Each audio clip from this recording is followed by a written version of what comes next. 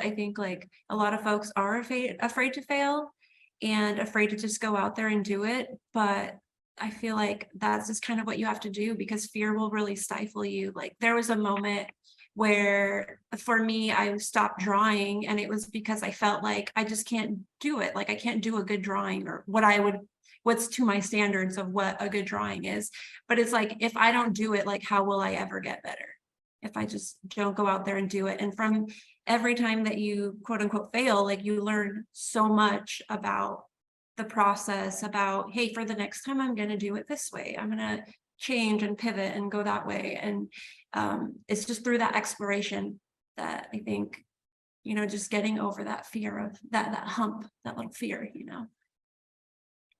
Another thing that Jose said that really actually touched me is when you said that the line, Mhm. that's the start for you, and that's actually what you feel is most important and beautiful to you. And I totally agree with that. Even in fashion, everyone loves my finished products so much, like they want to see it, it's tangible, but like I love the actual sketches first, even the digital sketches the flats or so that you do in AI. And those are just so technical, but beautiful and really get down to the nitty gritty of what the design is. Whereas I feel like after that, it's more expressive, whereas that's the more technical side, and which is very important and beautiful to me as well. So I actually love that a lot.